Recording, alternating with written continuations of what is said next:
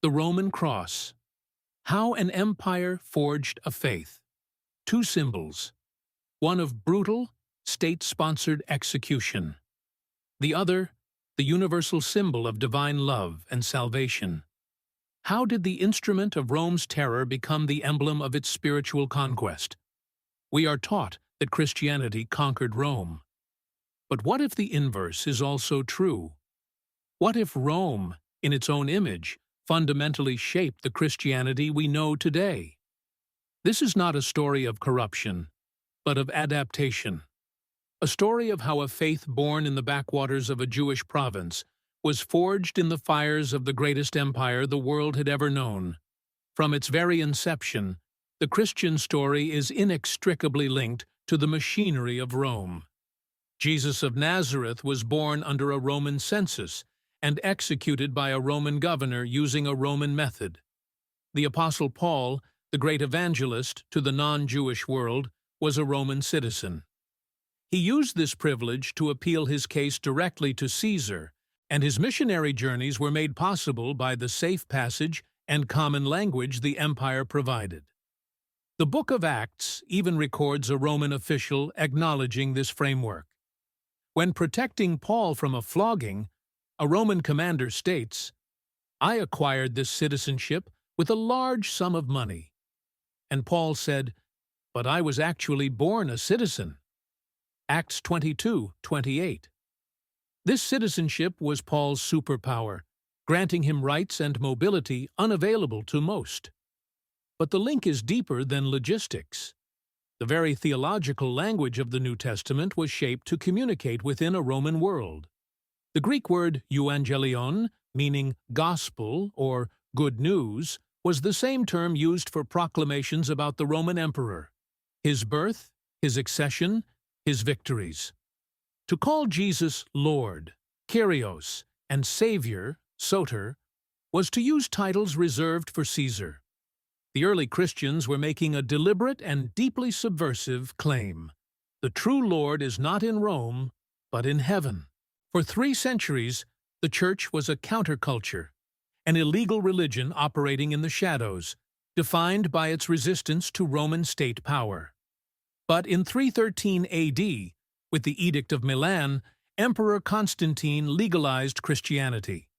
And in 380 AD, Emperor Theodosius III made it the official state religion of the Roman Empire. This was the pivotal moment that changed everything. Almost overnight, the persecuted became the powerful. And with power came a need for imperial order. The Church began to mirror the empire it had once resisted. Structure.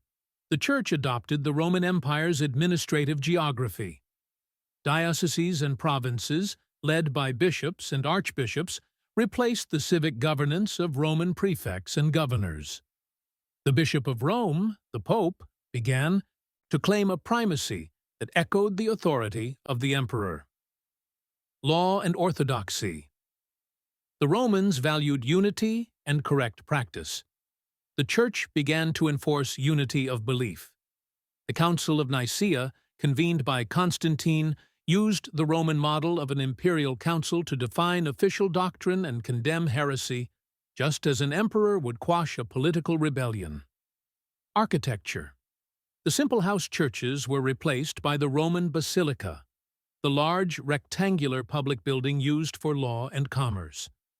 Christianity now had a physical presence that communicated imperial power and grandeur. So, what is the veracity of this Romanized faith? Was the essence of Jesus' message lost, or was it empowered? This is the core tension. One could argue that the radical, countercultural message of the Sermon on the Mount, "Blessed are the meek, for they will inherit the earth," was diluted when meekness became institutional power. Yet, one could also argue that without adopting the genius of Rome, Christianity might have remained a small, fractured Middle Eastern sect, unable to survive the collapse of the ancient world. The Roman structure provided the stability, organization, and intellectual framework that allowed the Church to become the preserver of civilization through the Dark Ages. The lesson is that faith does not exist in a cultural vacuum. To spread, it must translate itself, and in translating, it is inevitably transformed. The Roman cross was no longer just a symbol of suffering, it became a symbol of order, universality, and triumph. This fusion created a powerful engine for evangelism, but it also embedded within Christianity a tension between spiritual authority and temporal power that would define the next 1,000 years of European history. During these transformations, what was gained in breadth, perhaps, was lost in intimacy. Jesus' parables, once spoken in open fields to local crowds, now echoed in grand basilicas and cathedrals. The message reached further, but the voice may have seemed more distant. Yet, every corner of this faith holds a piece of that original simplicity, waiting to be rediscovered. So, what else should we know? What is the hidden thread that connects the Roman Empire to your local church? Look around you. The very way we conceptualize a global, centralized religion with a single head and a codified law comes from the Roman template.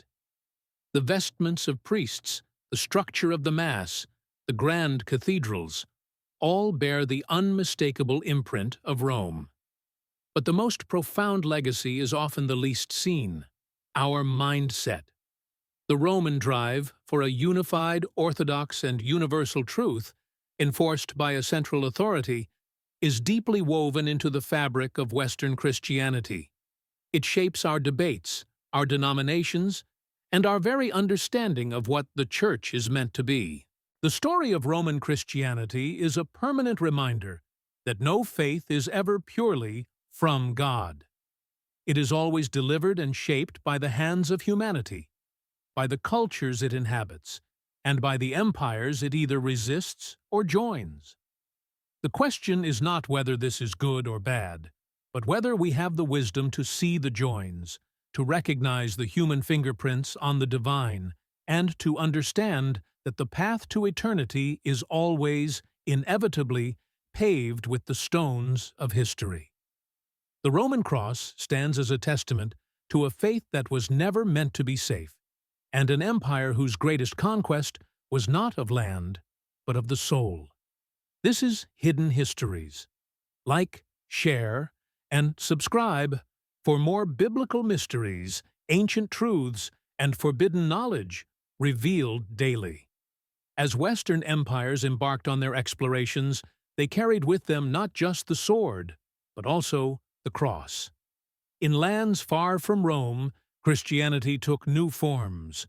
In Latin America, African and Asian cultures, the faith adapted once more, infused by local traditions yet still tied to that Roman root, crafting a kaleidoscope of beliefs and practices that we see today. Each region, while maintaining the core message of Christianity, imbued it with its unique spirit, from the vibrant festivals of Latin America to the spiritual depth of African Christianity, to the philosophical richness in Asia. The faith continues to morph and grow, informed by local cultures, yet always looking back to the Roman crossroads. In the vast weave of history, one truth remains: the impact of Rome's intersection with early Christianity shapes not only the past, but the ongoing narrative of faith in the modern world. It challenges us to consider the ties that bind us across oceans and continents, the stories that continue to transform in the hearts of believers everywhere. As our journey through time nears its close, remember, history is a living entity, breathing through the traditions and faiths of today.